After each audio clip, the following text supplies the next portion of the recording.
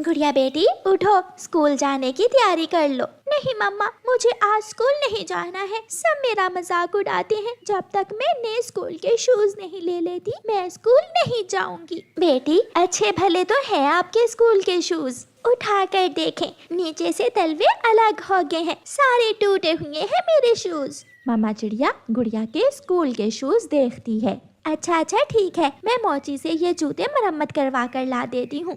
मामा चिड़िया वो जूते लेकर मोची के पास चली जाती है। चिड़िया, और कितनी बार इन जूतों की मरम्मत करवाओगी? अब तो इनमें जान ही नहीं रही, सारा चमड़ा टूट चुका है। मोची पक्षी एक बार कोई जुगाड़ लगा दो, मैं नए ले दूंगी अपनी बेटी को। मुझसे अब नहीं होगा, ये कबाड़ है, इन्हें नदी में फेंक दो। अगर हो सकता तो मैं जरूर इनकी मरम्मत कर देता। निराश होकर मामा चिड़िया वो टूटे हुए शूज लेकर वापस चली जाती है।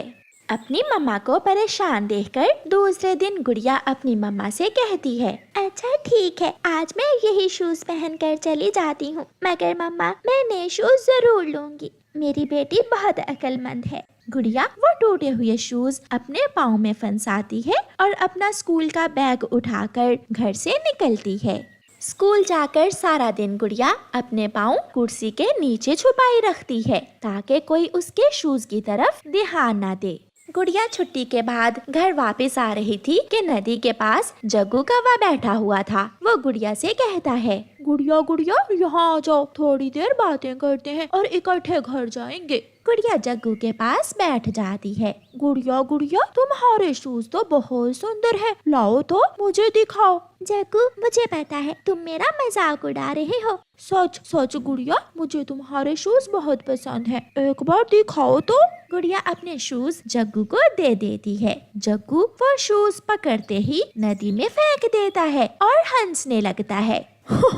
ये बेकार है, ये टूटे हुए हैं, जाओ अपनी मम्मा से कहो, वो तुम्हें अब तो नए शूज ले देगी। तुम बुरे हो, तुम गंदे हो, तुमने मेरे शूज नदी में फेंक दिए हैं। जाओ जाकर नदी से अपने शूज वापस ले लो। जग्गू कौवा ऐसे कहते हुए वहाँ से चला जाता है। गुड़िया नदी के पास जाकर रोने लगती है। गंदा गंदा जग्गू, जग्गू ने मेरे शूज नदी में फेंक दिए, अब मैं क्या पहन कर जाऊंगी स्कूल। गुड़िया शाम तक वहाँ बैठकर रोती रहती है।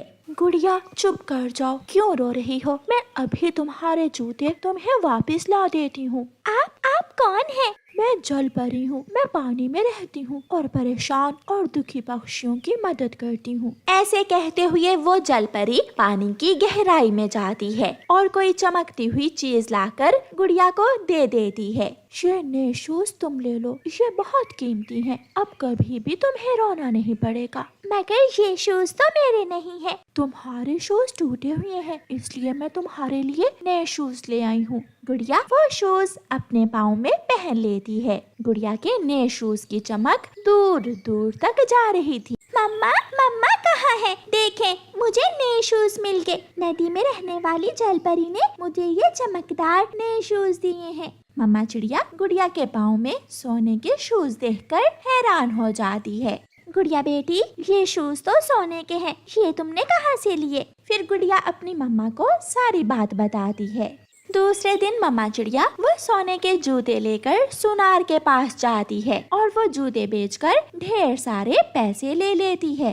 अब मम्मा चिड़िया अपनी बेटी के लिए एक नहीं बल्कि दो स्कूल शूज खरीद लेती है। चिड़िया क्या बात है, कोई लॉटरी लग गई है क्या? हाँ कबूतर भैया, यही समझ लो, जब ऊपर वाला देता है तो छप्पर फाड़ कर देता है। मम्मा चिड़िया बहुत खुश थी। फिर गुड़िया अपने नए शूज पहनकर अपने स्कूल जाती है। शुक्रिया जग्गू। शुक्रिया? वो किस बात पर? मेरे पुराने शूज नदी में फेंकने के लिए। तुम्हारी वजह से मेरी और मेरी मम्मा की जिंदगी आसान हो गई है। जग्गू हैरानी से गुड़िया की तरफ देख रहा था। के बाद मम्मा चिड़िया के घर का खर्चा उसकी गाय की वजह से ही चलता था। चिड़िया हर रोज अपनी गाय का दूध निकालती और बाजार जाकर वो दूध पक्षियों को बेच देती। चिड़िया दूध बेचकर जो पैसे मिलते उनसे अपने घर की चीजें खरीद लेती। कबूतर भैया, एक पैकेट चाय की पत्ती, 1 किलो शक्कर दे दे। चिड़िया घी नहीं लोगी क्या? नहीं कबूतर भैया, आज मेरे पास इतने ही पैसे हैं घर में, कल ले लूंगी। 2 महीने हो गए हैं चिड़िया के पति को मरे हुए। जाओ और अब उस चिड़िया से अपने पैसे वापस लो। पैसे तो चिड़िया के पति ने दे दिए थे, ब्याज बाकी है। मैं जब भी जाता हूँ चिड़िया टाल मटोल कर देती है। तो फिर आज मैं जाती हूँ और देखती हूँ कि चिड़िया कैसे हमारे पैसे वापस नहीं करती। गौरी कवि गुस्से में चिड़िया के पास जाती है। चिड़िया और उसकी बेटी अपनी गाय को घास खिला रही थी। चिड़िया सुन लो, जो पैसे तेरे पति ने लिए थे मैं वो वापस लेने आई हूँ। मगर गौरी बहन, मेरे पति ने तो मेरे सामने आपका उधार चुका दिया था, मगर ब्याज के पैसे अभी बाकी हैं। पूरे 3000 बनता है उन पैसों पर ब्याज। लाओ मुझे मेरे ब्याज के पैसे वापस दो। गुस्सा न करना चिड़िया, गंदा है पर धंधा है। गौरी बहन, अभी तो मेरे पास कुछ भी नहीं है, मैं कहाँ से तुम्हारे ब्याज के पैसे लुटाऊं? ठीक है, तो फिर मुझे अपनी ये गाय ही दे दो। नहीं, हम अपनी गाय किसी को नहीं देंगे, मैं अपनी गाय से बहुत प्यार करती हूँ। चुप कर जा, तू आई बड़ी सियानी। नहीं दूंगी अपनी गाय। पीछे से कालू कौवा भी अपने दोस्त बूढ़े कौवे को लेकर आ जाता है। बनी बात? अगर नहीं बनी तो मुझे बताओ, मैं अभी इस चिड़िया को जंगल से निकाल देता हूँ। इसकी जरूरत नहीं है बूढ़े कालू, तुम खोलो रस्सी इस चिड़िया की गाय की और ले चलो इसे, हिसाब बराबर हुआ। कौवा गाय की रस्सी खोलता है और कौवे चिड़िया की गाय ले जाते हैं। गुड़िया बहुत रोती है, वो गाय के सामने आ जाती है, मगर गौरी कवि गुड़िया को धक्का देकर दूर गिरा देती है। मत रो मेरी बेटी, हम गरीब किसी का क्या बिगाड़ सकते हैं, चुप कर जाओ। मम्मा चिड़िया अपनी रोती हुई बेटी को ऐसे तसल्ली देती है। गौरी कवि बहुत खुश थी, वो बाल्टी लेकर गाय का दूध निकालती है। बूढ़े यार, इस गाय का दूध तो बहुत स्वादिष्ट है। अब चिड़िया किसी को भी बुला ले, तुम ये गाय उसे वापस न देना। रात हो जाती है, चिड़िया अपने घर में जाग रही थी और चिड़िया की गाय भी बोले जा रही थी। पूरा जोर लगाकर गाय रस्सी तोड़ लेती है और जंगल की तरफ भाग जाती है। भागती गाय एक गुफा में पहुंच जाती है। गाय वहां छुप कर बैठ जाती है। सुबह हो जाती है। गौरी कवि उठते ही बाहर गाय ना देखकर शोर मचाती है। कालू जल्दी आओ, गाय नहीं है। कालू कौवा भी आ जाता है।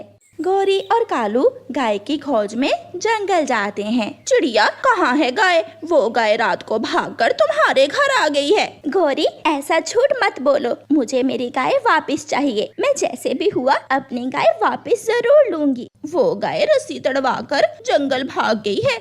कालू कौवा जा रहा था कि गुफा के पास से गुजरता है तो उसे किसी की आवाज सुनाई देती है। वो आहिस्ता गुफा के मुंह पर जाता है। अंदर से चिड़िया की गाय एक जोर का टक्कर कालू कौवे को मारती है। कालू कौवा दूर जाकर गिरता है और गाय वहाँ से निकलकर भागती है।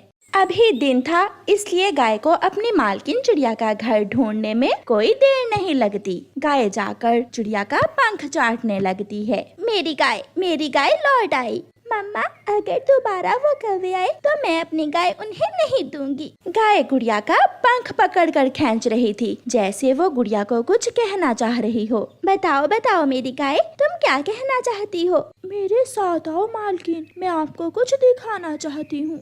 फिर चिड़िया की गाय चिड़िया और उसकी बेटी को साथ लेकर उसी गुफा की तरफ जाती है। मम्मा चिड़िया जैसे ही गुफा के अंदर जाती है तो हैरान हो जाती है। गुफा में तो एक पुराना संदूक सोने और हीरों से भरा पड़ा था।